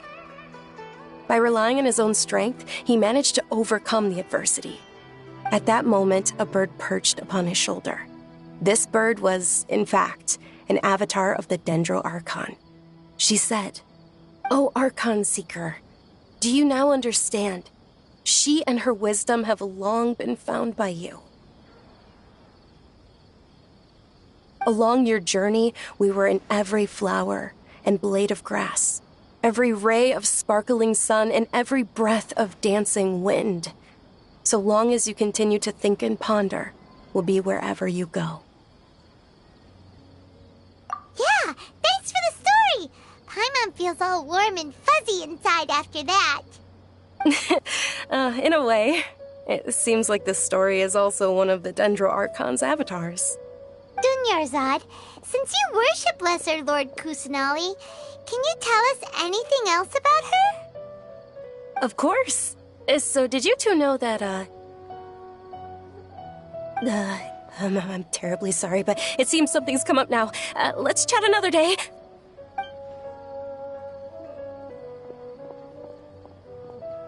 Hey, wait! What the heck just happened? It looks like they're searching for someone. Dunyarzad was acting super nervous just now. You think they're looking for her? This stinks! We finally managed to find a lead about Lesser Lord Kusanali! We can't let them get in the way now! Let's see if we can get rid of them. Then we can catch a... Hey, have you two seen a brown-haired girl wearing a purple top and a long blue dress? We're looking for her. Did she have bandages wrapped around her wrists? Yes, that's her. Did you see which direction she went? Yeah, she went that way. Quick, after her!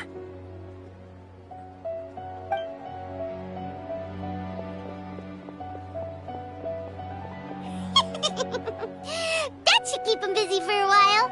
Let's hurry and find Dunyarzad.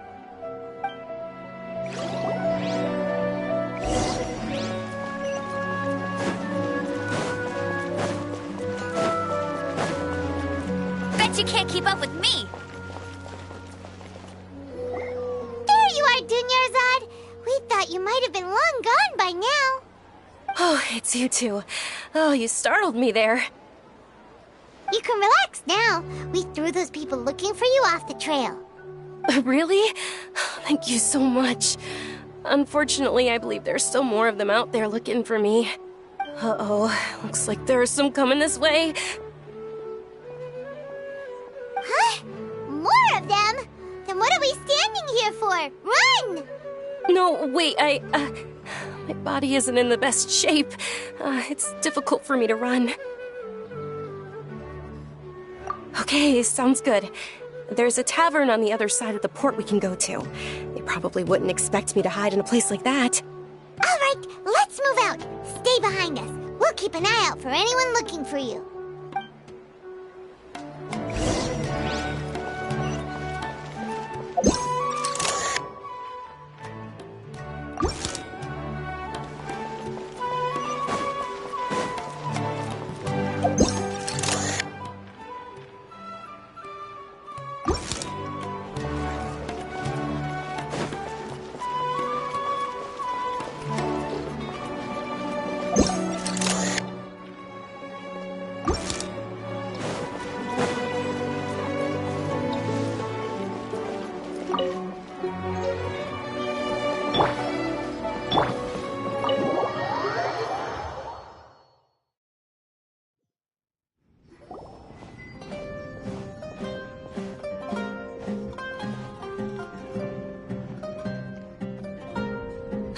We made it.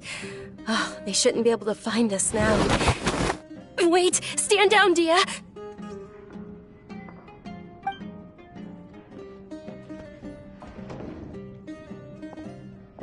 My lady, who are these two? They're travelers that I met on the street just a moment ago. They happened to notice that you were all searching for me, so they helped me hide. I see.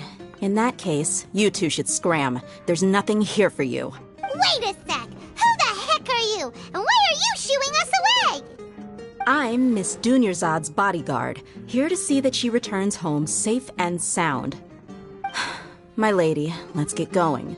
You've been gone for so long that your parents are worrying themselves sick. And if I refuse to go with you? It'd be easier for the both of us if you cooperated. But if you insist on not going, then I'll have to carry you like a sack of potatoes. Hey! Dunyarzad already said she doesn't want to go back. Why are you still pushing her? Stay out of this. You don't understand the situation. Sorry, my lady. Even though I'm your bodyguard, your parents are my employers. I have to answer to them. How much? Wait, what? How much more do I have to pay you to become your employer? So you never listen to my parents ever again. Double? A triple? Give me some time and I'll get that much. My lady, this isn't about Mora. I don't know what you think of us Eremites, but let me say this. I like Mora, but I'll never go against my principles. That's why I'm here looking for you. Sure, it's an order from my employer, but my conscience was also telling me it's the right thing to do. And knowing your health, carelessly running around like this is gonna hurt ya. For the sake of those who love you, don't be stubborn. No, you're wrong. I'm aware of my limits and I know what I'm doing. Honestly, the only people being stubborn right now are my parents. And they know perfectly well that it makes no difference if I'm at home or not. They still won't accept reality.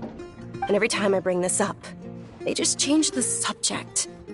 Dia, you've been living with us a long time already. This should be old news to you.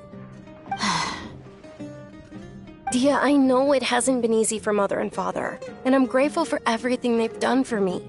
But there's someone else in this world I'm also grateful to. Because she saved me. The love I have for her is the same I have for my parents. This is my life and my last chance. So I want to do something meaningful. My lady, are you sure what you're doing now is meaningful? Yes, I'm sure. At least, it is to me. Fine, I won't ask you to return home anymore. But let me make something very clear. I'm only doing this because I respect your determination, not because I agree with you. Thank you, Dia. Sorry for being so rude just now. My nerves were acting up. And I even brought up your payment in such an offensive way. Don't worry about it, my lady. I did say that I like Mora. Besides, that's our next topic of conversation. Today's little excursion caused such a ruckus that every single bodyguard at the estate was deployed. It wouldn't be easy to hide things from your old man. Since this definitely won't be your last escapade, here's a little tip. You should at least make it look like your room and things are still in order when you leave. Also, you'll need someone to cover you for when you're out and about. So, I'll let you hire me, my lady. This way, everyone wins. As for the pay, let's say half of what your father pays me. We can settle the bill when we return to the estate. Okay, deal. Yay! Looks like they've reached an understanding.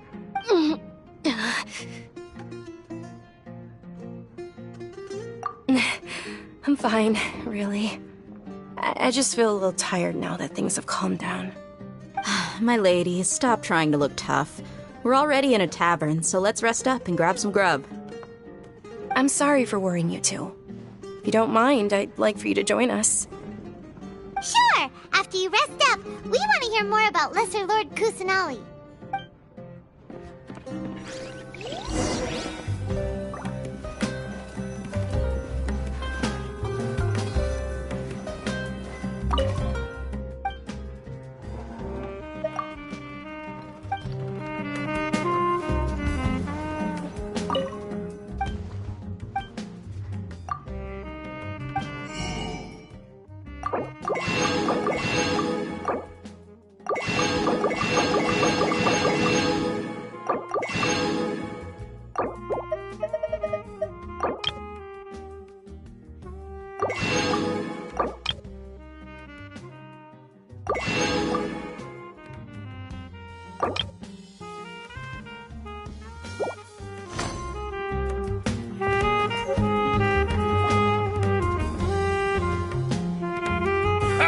Well, if it isn't Dia, haven't seen you in nearly half a year. Word on the street is that you're a bodyguard for the Homayani family now. Ha! Don't you find that kind of work boring? Nah, you get used to it. How about a menu over here? You got it. Huh? Isn't this little Miss Homayani herself? We don't get to serve personages like you very often. We'll be sure to prepare our very best. Thank you, sir, but there's no need. I don't have a lot of Mora on me, and I really ought to save as much as I can. But please bring these two the best food you have. They're my new friends, so I want to be a good host for them.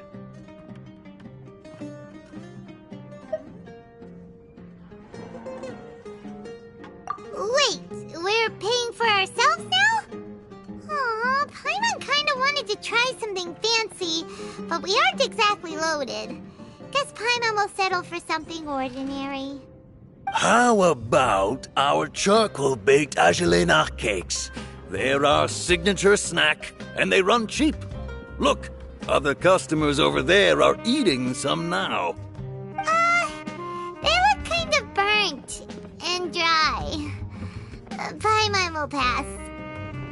Hey, come on! Paimon has personal preferences too, you know.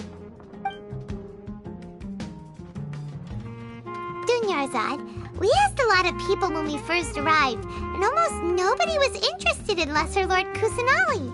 So, what made you want to follow her? Well, remember when you asked me if I knew how to meet the Dendroarchon? Even though I don't know how, I think I've actually seen her before. Huh? Really? Yes, it was when I was a child. At the time, my illness had kept me bedridden for the better part of a year. I was stuck inside and couldn't make any friends, and my parents did their best to find treatments for me. But even then, the Akasha didn't have any helpful information. My younger self no longer had any hopes or dreams. One flare-up was so bad that I was in a semi-conscious state for several days. Then one night, I woke up alone in my room. I was terrified. My body was paralyzed. Even if I cried, there was no sound. At that moment, an ethereal voice spoke in my mind. Dunyarzad, don't be scared. You don't have to cry. Dunyarzad, don't be scared. You don't have to cry. Who are you? How do you know my name? How do I explain this? You might not be able to understand, but actually, I know everything about you. Really? Of course. I know that you're scared of thunder, that you hate taking medicine every morning, and that you love counting the petals on your mom's skirt. Wow, you really do know everything. Dunyarzad, is there anything you want? Want? Not really. I can't go anywhere or do anything. Huh? But aren't you a child? All children have wishes. Tell me what you want, and maybe I can make it happen. But can you make my illness go away? Oh. I'm sorry. But I'm not powerful enough to do that right now. Then, can you be my friend? After that, the voice said, "Okay, I'll be your friend." Although my body was suffering during those days, that voice encouraged me and told me many wondrous things. Beyond my window was the flourishing Sumeru city. Beyond the city was a lush rainforest. And beyond that was the wall of Samiel, deserts, and all of Tevat. Once I finally made it through that bout of illness, I couldn't hear that voice anymore. I told my mother about it, but she said that I must have been dreaming. But I know that that voice wasn't a figment of my imagination. Before that, I had never heard of Tevat. Yes, for sure. If it weren't for that voice, I would have never grown curious about the outside world, nor would I have learned how to read and enjoy so many books. That voice sparked a desire for wisdom. It had to have been the Dendro Archon. I've been hoping for a chance to repay her kindness. In fact, I was running around today to help prepare the Sub-Zero's festival for her. What's the Sub-Zero's festival? It's Lesser Lord Kusanali's birthday, which was the day that she was found by the sages. It's actually an old holiday that originally celebrated Greater Lord Rukkhadevata's birthday. When she passed away, the holiday eventually became a celebration of the Lesser Lord's birthday. I heard everyone was overjoyed when they welcomed her back to Sumeru. In those days, the festival was a huge deal. But because of the Academia's influence, people have gradually lost interest in the festival. The Academia actively participates in Sumeru's many holidays dedicated to Greater Lord Rukkhadevata. But when it comes to the Sub-Zero's festival, forget any funding. They practically act like it doesn't exist. Maybe they see Lesser Lord Kusanali's birth as confirmation of Greater Lord Rukkhadevata's death, so they're reluctant to celebrate it. Aww, but that's awful. It is. It's absolutely terrible. Sure, the Greater Lord founded Sumeru, but hasn't Lesser Lord Kusanali been the one quietly protecting us for the past few hundred years? Just remember that we're still out in public. Don't get too carried away now. I know that people over by the Grand Bazaar still hold the Sub-Zero's festival to this day. But I hadn't met any of them before, so I was never able to contribute. But recently, I made a friend there who also follows Lesser Lord Kusanali. I gave her my savings because I want her to throw a wonderful festival this year. That's the least I could do for Lesser Lord Kusanali. Hold on, my lady. Does this friend happen to be Nilu, the one who sends flowers to the estate? Yes, that's her. I saw her leaving the other day with a nervous look on her face. It seemed like she was hiding something in her arms. Did you give her something? Yes. Initially, I didn't have much Mora prepared, so I had Nilu sell one of my skirts. I've agreed with Nilu to meet up at the Grand Bazaar today and see how things are coming along. Dia, would you accompany me? Sure. That's quite the trip, though. I'll carry you. No, that would be too much, even for you. You might as well just accept the lift. If I let you walk, who knows how long it'll take us. And if anything happens to you, then I'd really never hear the end of it from your father. But of course, Emilu will be thrilled to hear there are more people interested in Lesser Lord Kusanali.